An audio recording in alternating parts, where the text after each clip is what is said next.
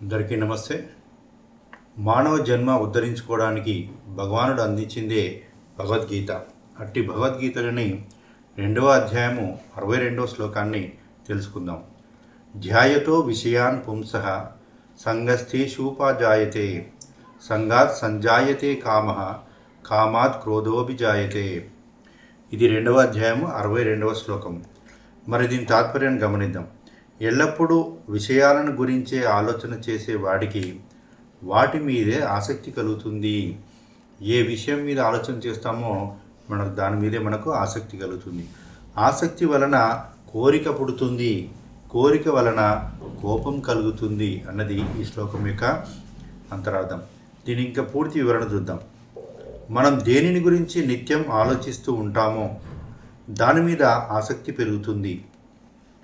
ఎప్పుడైతే ఆసక్తి అంటే సంగం పెరుగుతుందో కామం ఉద్భవిస్తుంది. కామం అంటే విపరీతమైన కోరిక. ఎవరైనా మన కోరిక తీరకుండా ఏ రకంగానైనా అడ్డుపడితే, అంటే మన వాంఛిత కామం తీరడానికి విఘ్నం కలిగిస్తే వాళ్ళ మీద మనకు కోపం వస్తుంది. విపరీతమైన కోపాన్ని క్రోధం అంటాం.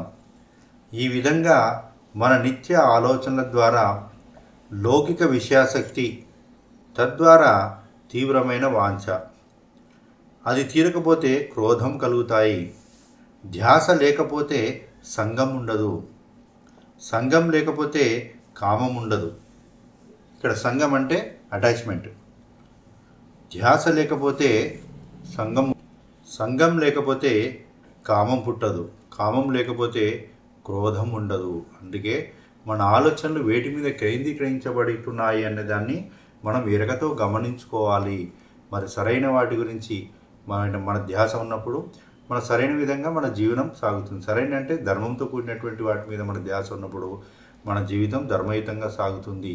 కేవలం విషయాసక్తి మీదే ఉన్నప్పుడు మరి ఆ విషయం వల్ల కోరిక తీరకపోవడం వల్ల క్రోధం వల్ల అస్తవ్యస్తమైన జీవితం కలుగుతుంది అనేది కృష్ణ పరమాత్మ ఇక్కడ వివరించారు. ఇంత గొప్ప జ్ఞానాన్ని